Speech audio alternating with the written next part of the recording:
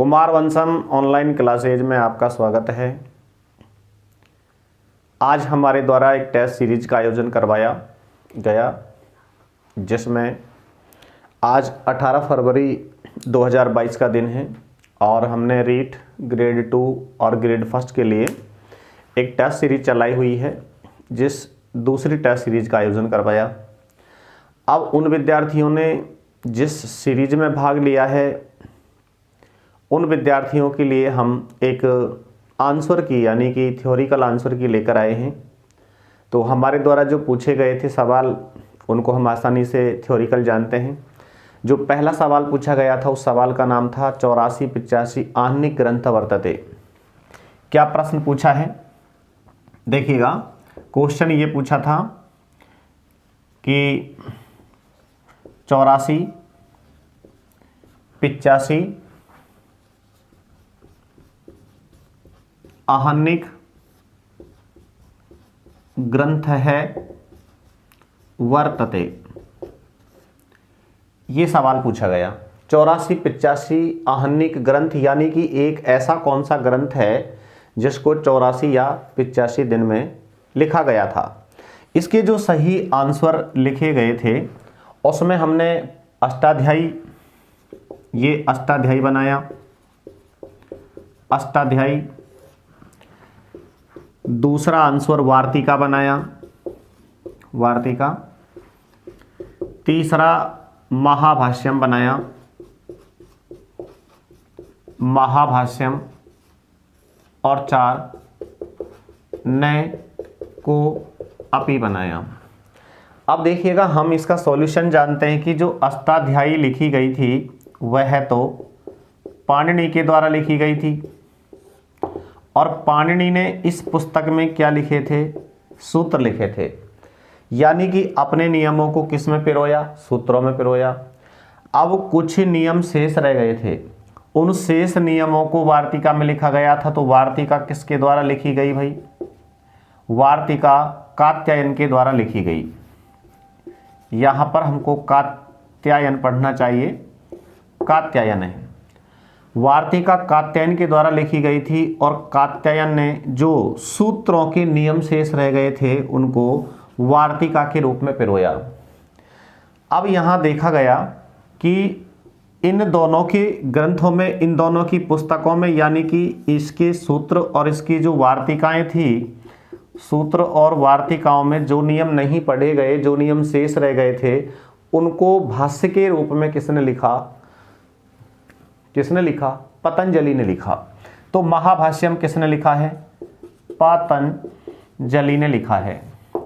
और पतंजलि ने इसकी अष्टाध्यायी, इसकी अष्टाध्यायी और इसकी वार्तिका, इन दोनों पुस्तकों को भाष्य के रूप में लिखते हुए, किसके रूप में लिखते हुए? भाष्य के रूप में लिखते हुए, और इन्होंने इसको 84 या 85 दिन में रच दिया। तो जब यह ग्रंथ 84 और 85 दिन में रचा गया था, इसके चलते यह दिन को क्या कहते हैं? दिन को कहते हैं आहनिक। और यही कहलाया कि 84 और 85 आहनिक ग्रंथ जो है वह क्या कहलाया? महाभाष्यम कहलाया। यह प्रश्न पूछा गया। आप इसका एक बार स्क्रीनशॉट लेंगे। अब दूसरा जो सवाल बना उसे भी जान लेते हैं।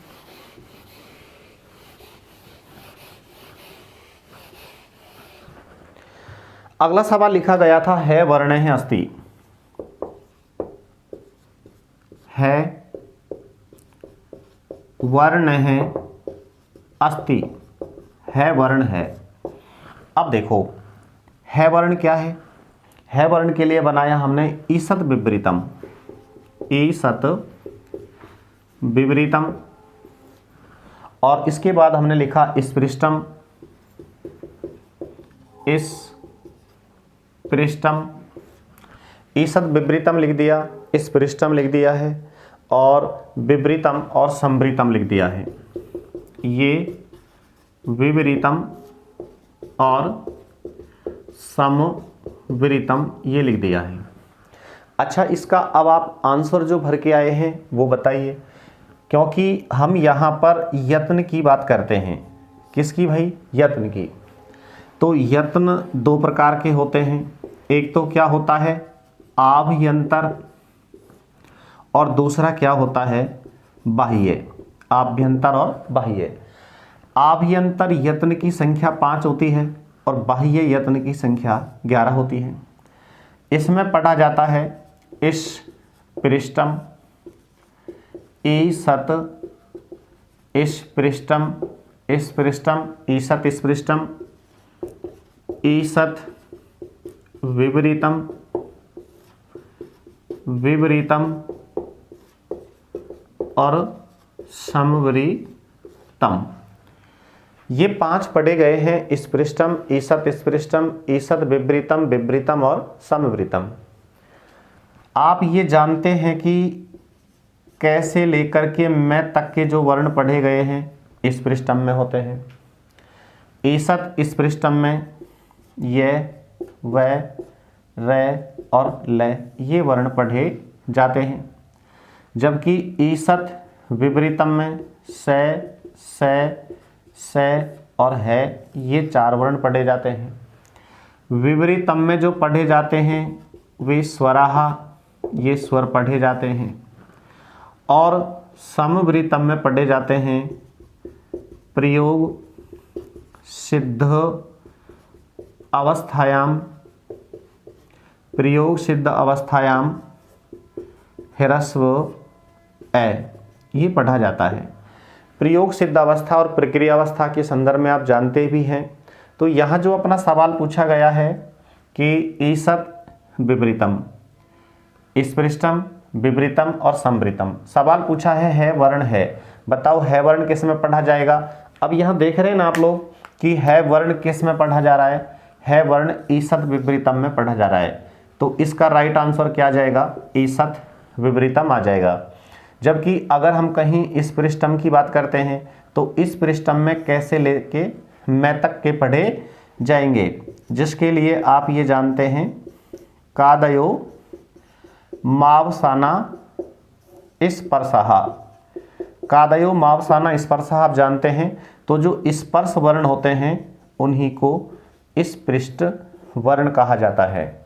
और ईसत इस पृष्ठम, यहाँ इस पृष्ठम हो गया है विपरीतम। विपरीतम में क्या पढ़ा जाएगा? विपरीतम में ये सभी स्वर पढ़े जाएंगे और समविपरीतम में ये पढ़ा जाएगा।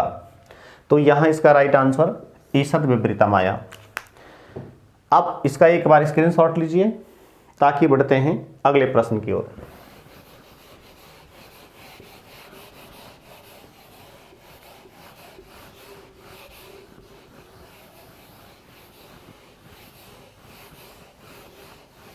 चलो अगला सवाल जानते हैं। और अगला सवाल ये कहना चाह रहा है कादयो मावसाना नाम स्पर्श व्यंजनानि सन्ति। प्रश्न संख्या 3, कादयो मावसाना, कादयो मावसानानि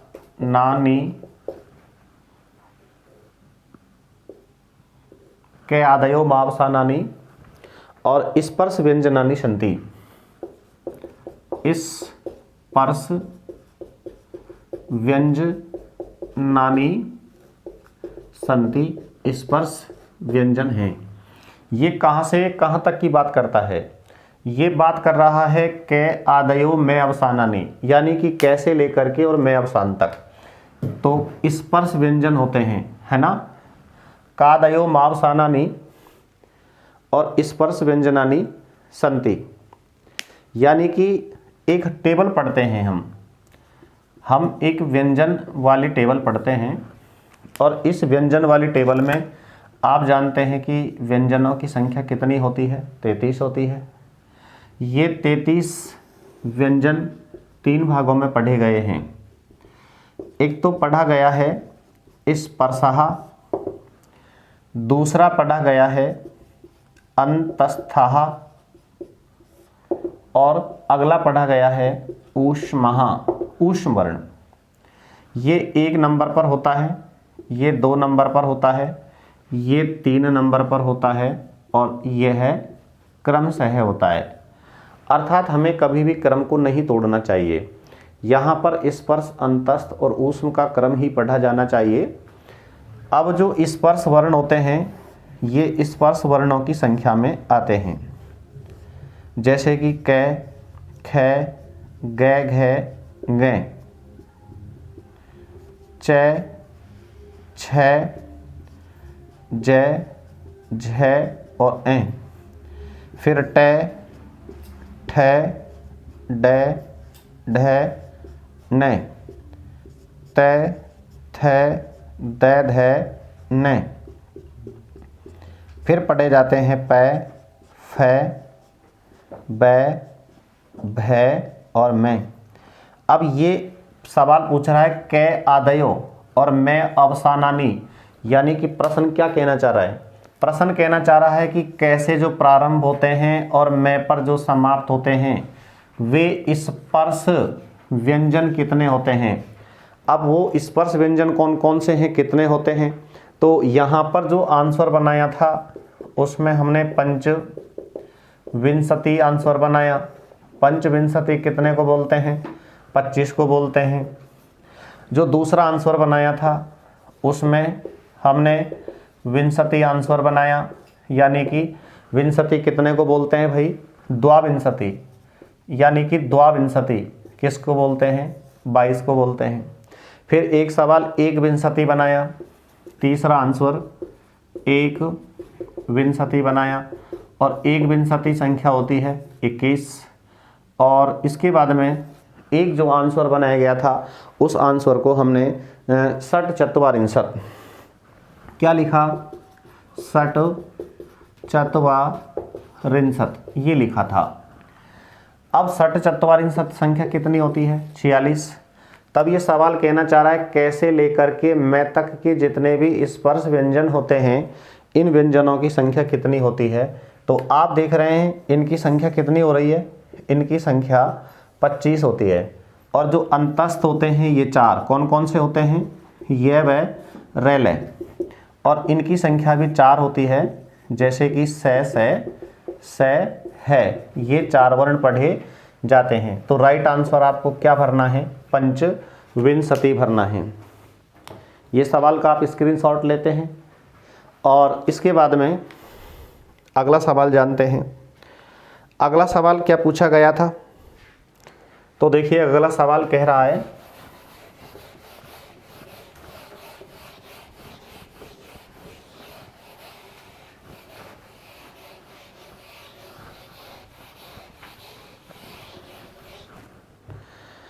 क्या कहना चाह रहा है अगला सवाल? तो अगले सवाल के बारे में हम जान रहे हैं कि उपदमानीय विसर्ग से उच्चारण स्थानम भवति। क्वेश्चन संख्या 4, उपदमानीय विसर्गस्य उच्चारण स्थानम भवति। ये सवाल पूछा है भाई कि उपदमानीय विसर्ग से उच्चारण स्थानम भवति, उपदमानीय विसर्ग का उच्चारण स्थान होता है। तो तय कीजिएगा कि उपदमानीय विसर्ग का उच्चारण स्थान क्या होता है। एक नंबर पर आंसर बनाया गया था तालु और दूसरे पे आंसर लिखा गया था कंठ, ये कंठ है। तीसरा आंसर लिखा गया था दंताहा, दंताहा, और चौथा आंसर लिखा गया था ओष्ठौ, ओष्ठौ। अब यहाँ पर इसमें अगर हम देखना चाहें तो देखो तालु, इस तालु के लिए सूत्र पढ़ा जाता है ई चू ये सा नाम तालु। फिर एक दूसरा सूत्र पढ़ा जाता है अकु है विसर्जनीय नाम कंठ है, अकु है विसर्जनीय नाम कंठ है, एक ये सूत्र पढ़ा है। अच्छा, फिर तीसरा सूत्र जो लिखा है, तीसरे सूत्र के लिए यह लिखा गया है लिरि तुलसानाम दंताहा, लिरि तुलसानाम सा नाम दंतः, लिरि तुलसा नाम दंतः। फिर एक सवाल पढ़ा गया है ओष्ठ के लिए, उ पु पध मा नी या नाम ओष्ठौ, उपु पध मानिया नाम ओष्ठौ। अब ये सवाल क्या कहना चाह रहा है? सवाल कहना चाह रहा है आपसे उपधमानीय विसर्ग का उच्चारण स्थान। अब उपधमानीय विसर्ग होते कैसे हैं? तो देखो, हम फिर एक बार चर्चा कर लेते हैं कि इस प्रकार का जो विसर्ग है, ये वाला विसर्ग, ये तो कहलाता है कंठ्य विसर्ग, है ना। ये तो क्या कहलाता है भाई? कंठ्य विसर्ग। इसका नाम तो कंठ्य विसर्ग हो गया है। अगर इसका दूसरा नाम जानना चाहें तो हम विसर्जनीय विसर्ग कहते हैं। विसर्जनीय विसर्ग, ये इसका नाम हो गया है। फिर हम कहीं पै और फै की बात करें तो पै और फै जो होता है, यह होता है उपधमानीय विसर्ग है। कौन सा विसर्ग हो गया है? उपधमानीय विसर्ग। फिर कै और ख की चर्चा करते हैं तो जो कै और ख है, यह होता है जिह्वा मूलीय विसर्ग। कौन सा विसर्ग? जिह्वा मूलीय विसर्ग। फिर यहाँ पर ए के आगे विसर्ग होता है जिसे हम कहते हैं परानुवर्ती विसर्ग। परानुवर्ती विसर्ग, ये 4 विसर्ग हो गए। अब आप यहाँ देखो कि ये जो उ लिखा हुआ है, ये उ स्वर है, कहाँ से निकलता है? कंठ से, क्षम्यताम ओष्ठ से। और जो ये पू लिखा हुआ है, इस पू में उ, ये पू, तो ये पै वर्ग भी कहाँ से निकलता है? ओष्ठ से। और फिर यहाँ एक बच जाता है, इस बड़े पू में से उ ले लिया, उपधमानीय, उपधमानीय। और उपधमानीय क्या होता है? उपधमानीय विसर्ग होता है। जो उपधमानीय विसर्ग होता है, इसको हम पै और फै से पहले इस प्रकार पढ़ते हैं। तो अब सवाल जो हमारा पूछा गया है कि उपधमानीय विसर्ग का उच्चारण स्थान क्या है? ओष्ठ। इसलिए राइट आंसर क्या आएगा? ओष्ठ हो, ये इसका राइट आंसर होगा।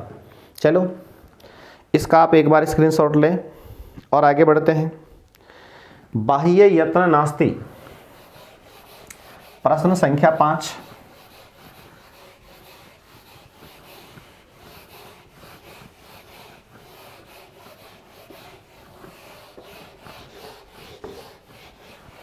प्रश्न संख्या 5 क्या कह रहा है? क्वेश्चन अगला कि बाह्य यत्नम नास्ति, बाह्य यत्नम नास्ति, बाह्य यत्न नहीं है। अब बताइए, बाह्य यत्न नहीं है, कौन सा नहीं है भाई? आंसर लिखते हैं समवार है। एक तो समवार हो गया, दूसरा उत्तर आता है नाद है, तीसरा लिखा है घोष है, घोष है, और 4 लिखा है विपरीतम, विपरीतम। ये 4 आंसर हो गए। आपने इसका क्या आंसर भरा है? थोड़ा अपने आप को भी देखें। कुमार बंसम ऑनलाइन क्लासेज के यूट्यूब चैनल से आप लोग जुड़े हुए हैं।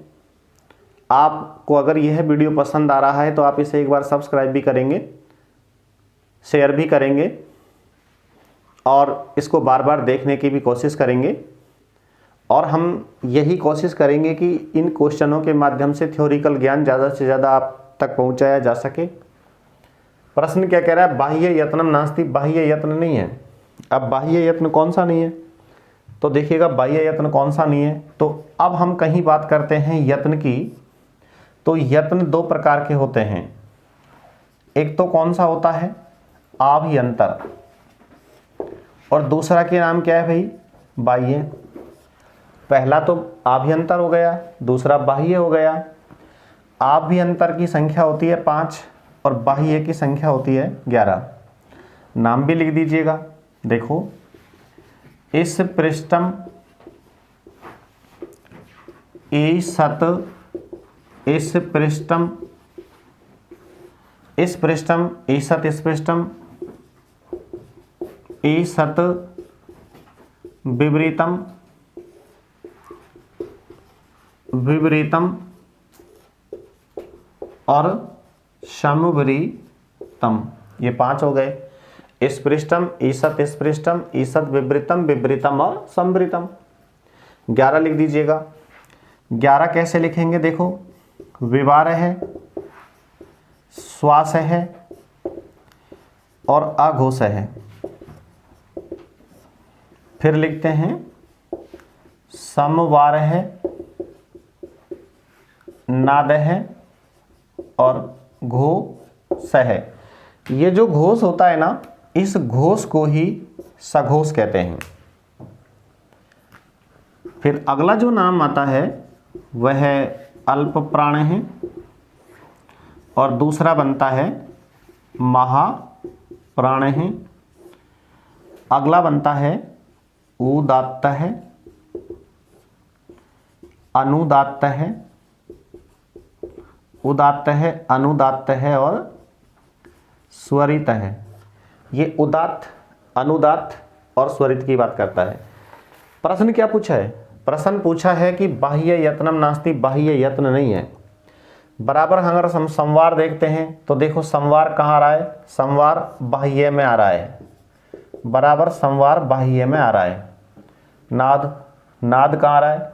नाद भी बाह्य में आ रहा है।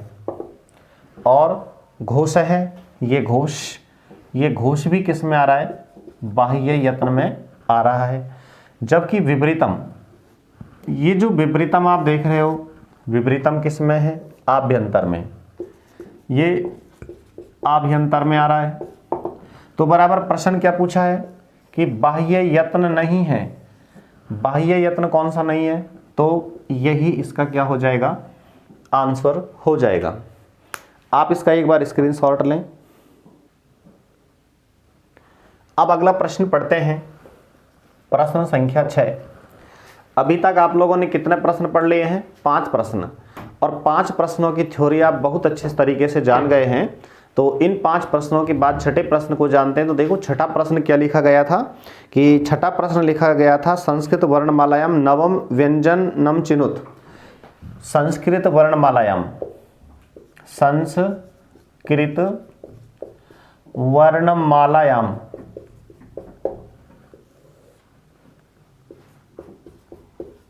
नवम व्यंजनम चिनुत, व्यंजनम चिनुत, ये सवाल पूछा गया। आज हमने कुमार वंशम ऑनलाइन क्लासेज के टेलीग्राम पर जो पेपर करवाया था, इसमें लगभग 300 बच्चों ने भाग लिया और 300 बच्चों में से जो काफ़ी अच्छा रेस्पॉन्स दिखाई दिया, जिसको लेकर के मैं भी खुश हूँ कि कहीं मैं भी आप सभी के लिए मेहनत कर रहा हूँ। तो यहाँ पर ये जो प्रश्न पूछा गया है संस्कृत वर्णमालायाम नवम व्यंजनम चिनुत, संस्कृत वर्णमाला में आपको 9वें नंबर का व्यंजन चुनना है। च, दूसरा लिख दिया गया था छ,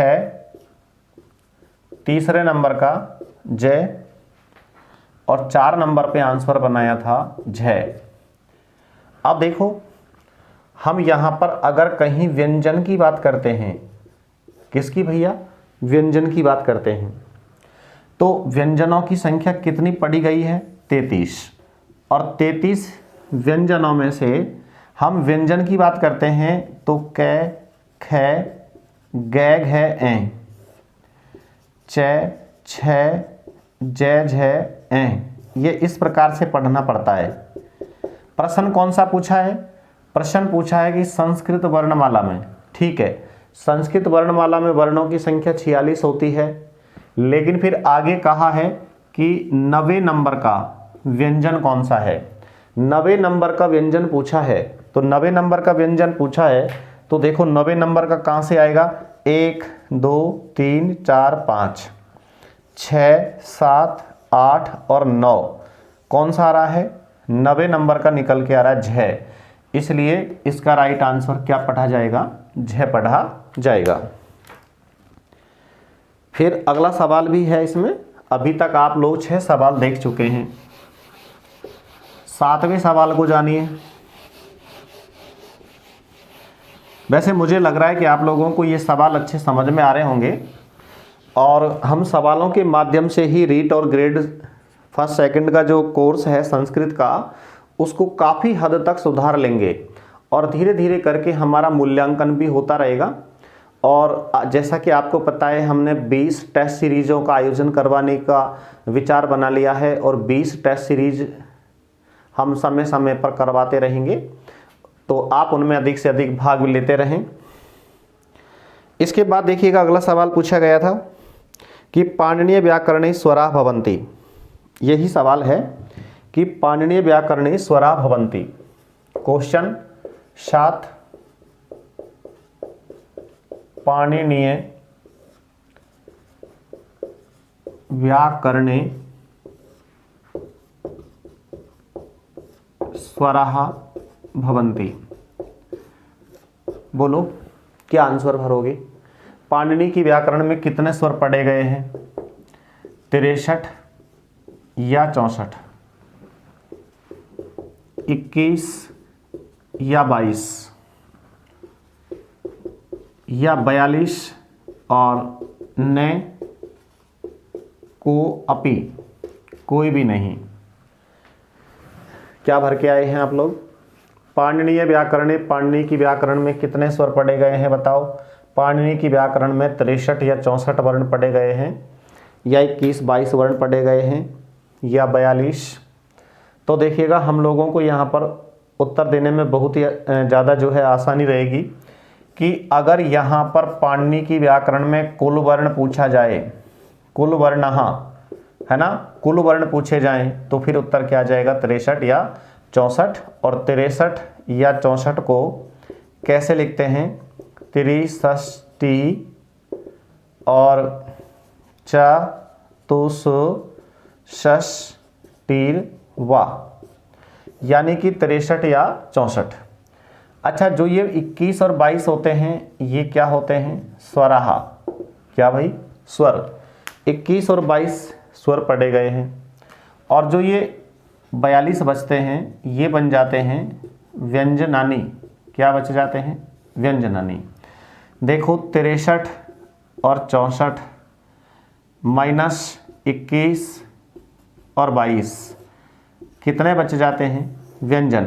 तो ये तो पढ़े गए हैं संस्कृत व्याकरण में पाणिनि की में कुल वर्ण, और ये पढ़े गए हैं स्वराहा, स्वर, और ये पढ़े गए हैं व्यंजनानी, व्यंजन। और आपका जो ये वाला सवाल है 63 या 64, यह सवाल आपका रीट 2018 में पूछ लिया है कि पाणिनीय व्याकरण में कितने वर्ण हैं, तो 63 या 64 उन्होंने ये वाला आंसर लिख के दिया था। लीजिए आप इसका एक बार स्क्रीनशॉट। फिर अगला सवाल लिखा गया था, प्रश्न संख्या 8।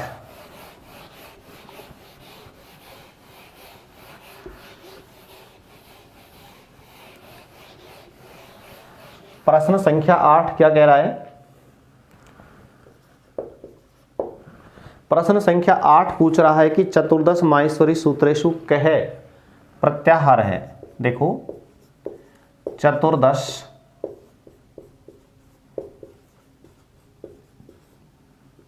माहेश्वरी सूत्रेषु कह प्रत्याहार है द्विवारम आयाति। भाई प्रत्याहार कितने होते हैं, कौन सा प्रत्याहार 2 बार आता है, अच, अण, इक या उक। अच, अण, इक या उक। भरिए। क्या आंसर दे के आए हैं आप, अच। ए ई ऊ ने, री लिरी क, ए ओंगे, आई औ चे, है ये वे रे टे और ला ना। ये कौन से प्रत्याहार की बात कर रहा है, थोड़ा समझने की कोशिश करें। ये अच दे रखा है, अच का मतलब है आप ऐसे लेके और कहाँ तक पढ़ोगे, च तक। ये तो कौन सा प्रत्याहार बन जाएगा आपका, अच प्रत्याहार बन जाएगा। फिर यहाँ पर इक प्रत्याहार की बात हुई है, इक। तो देखो इक प्रत्याहार में इस ई से लेके कै तक पढ़ा जाएगा, तो ये कौन सा प्रत्याहार बन जाएगा, इक। फिर यहाँ पर उक प्रत्याहार की बात हुई है, उक, तो इस ऊ से लेके कै तक ये पढ़ा जाएगा। फिर एक सवाल और छपा हुआ है कि अण। तो देखो अण प्रत्याहार की अगर हम कई बात करते हैं तो ऐसे लेके न तक बन जाता है। कहाँ से कहाँ तक रे भाई, इस ऐसे लेके न तक बन जाता है और इस ऐसे लेके न तक बन जाता है। बराबर जो ये अण प्रत्याहार होता है, अण प्रत्याहार दो बार बनता है। एक में तो ए, ई और ऊ केवल 3 वर्ण पढ़े जाते हैं, और जबकि दूसरी बार जो बनता है उसमें ए, ई, ऊ, री, लिरी, ए, ओ, आई, औ, है, ये, वे, रे और ले। 14 वर्ण पढ़े जाते हैं। कितने, 14। 9 तो स्वर हो गए, 10, 11, 12, 13, 14। तो यह एक ऐसा प्रत्याहार है 14 माहेश्वरी सूत्रों में, अण प्रत्याहार, जो कितनी बार बनता है, 2 बार बनता है। अगला प्रश्न पूछा गया था कि 9वें नंबर का है। एक माहेश्वरी सूत्र दिया गया था, जिस माहेश्वरी सूत्र में किसी वर्ण को काट दिया गया और उस वर्ण में रिक्त स्थान की पूर्ति करवा ली गई। देखो सवाल बहुत ही शानदार था। अगर आपको ये वीडियो पसंद आ रहा है तो आप एक बार लाइक कीजिएगा, शेयर कीजिएगा, बेल आइकन को दबाइएगा, अपने यार दोस्तों को बताइएगा और अधिक से अधिक शेयर और देखने की कोशिश कीजिएगा। और इसके बाद में अगला सवाल जो 90 नंबर का है उसका नाम है कि क्वेश्चन 9 क्या लिखते हैं कि जय, बै, गे और द, ये से, इस प्रकार से पूछा गया था, है ना। और इसमें लिखा गया था कि उचित वर्णेन रिक्त स्थानम पूरयत, रिक्त स्थानम पूरयत। ये कह रहा है जय, बै, गैड, दे।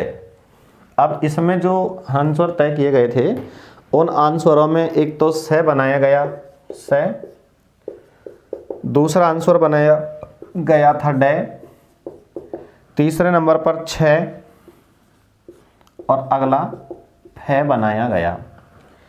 क्या आंसर आ रहा है बताइए। आपने माहेश्वरी सूत्र पढ़ रखे हैं, उन माहेश्वरी सूत्रों में जय, बै, गे, डे, दे और से, ये जबगढ़ 10, यानी कि कौन से नंबर का माहेश्वरी सूत्र होता है। अरे भाई इसमें लग रहा है 10, क्या लग रहा है 10, तो यह 10वें नंबर का माहेश्वरी सूत्र होता है। जब प्रश्न पूछा जाए कि चतुर्दश माहेश्वरी सूत्राणाम अंतर्गते दसम माहेश्वरी सूत्र के चौथा 10वां माहेश्वरी सूत्र कौन सा है, तो उत्तर क्या जाएगा, 10 आ जाएगा। लेकिन यह सवाल पूछा गया था जय, बै, गे, डे, जय, बै, गे, डे, दे, तो इसका राइट आंसर डे पढ़ा जाना चाहिए, जो यहाँ पर ये बन करके आता है ना। और ये किस में आएगा, ये आएगा आपका से रे में आएगा। और ये जो पढ़ा जाएगा ये दोनों, तो खे, फे, छे, ठे, थे, चे, टे, ते, वे, ये इसमें पढ़े जाएंगे। खे, फे, छे, ठे, थे, चे, टे, ते, वे, ये इसमें पढ़े जाएंगे। चलो लीजिए इसका स्क्रीनशॉट ताकि आगे बढ़े। एक 10वें नंबर का सूत्र सवाल जो पढ़ा गया है उसको भी जानते हैं।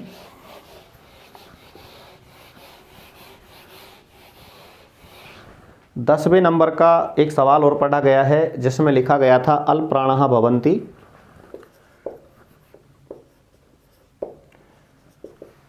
अल्प प्राणः भवन्ति कि अल्प प्राण वर्णः भवन्ति। अल्प प्राण वर्णः भवन्ति। अल्प प्राण वर्ण होते हैं। अल्प प्राण वर्ण कौन कौन से होते हैं? अच्छा, ये संख्या पूछी है इसमें।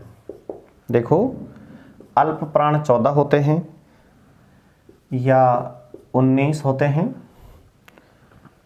या 13 होते हैं और या 20 होते हैं। जान लेते हैं अल्प प्राण और महाप्राण, है ना। तो आपको मैंने ये बता रखा है कि विवारह श्वासः आघोषः, फिर पढ़ते हैं समवारः नादः और घोषः, फिर पढ़ते हैं अल्प प्राणः और महाप्राणः। इसको जान लेते हैं। अब ये अल्प प्राण और महाप्राण तो आप जानते ही हैं कि जब आप प्रत्येक वर्ग का पहला, तीसरा और पांचवा पढ़ते हो और महाप्राण में प्रत्येक वर्ग का दूसरा और चौथा पढ़ते हो।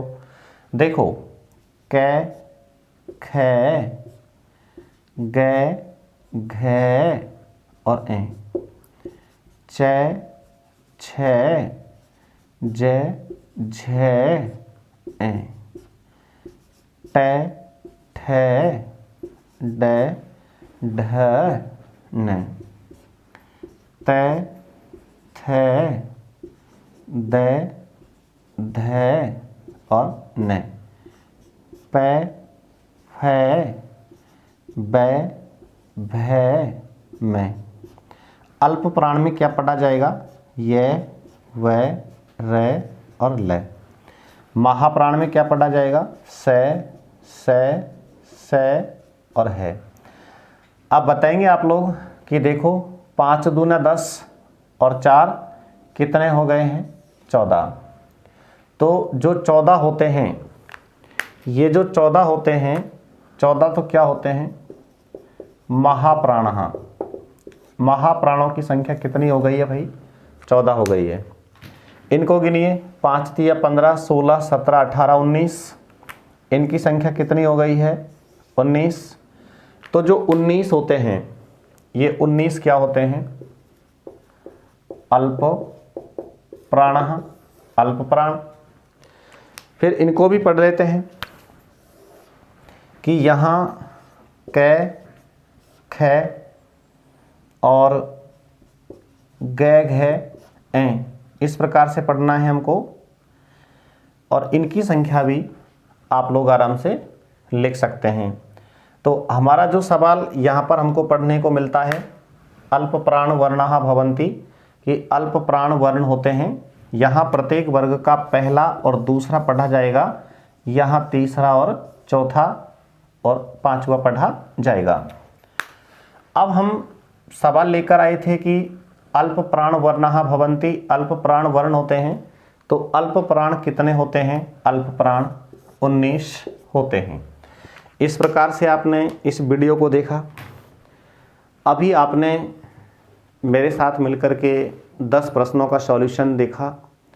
इन 10 प्रश्नों के बाद 11वां प्रश्न, 11 से लेकर के 20 प्रश्नों तक का एक वीडियो बनाएंगे और 21 से लेकर के 30 प्रश्नों तक का एक वीडियो बनाएंगे। आपको अगर यह वीडियो पसंद आया है तो आप इसे सब्सक्राइब करें, अधिक से अधिक शेयर करें, बेल आइकन को दबाएं, अपने यार दोस्तों को बताएं।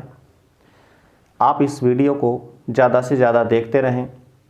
इस क्लास को यहीं विराम देते हैं। शुभ दिन।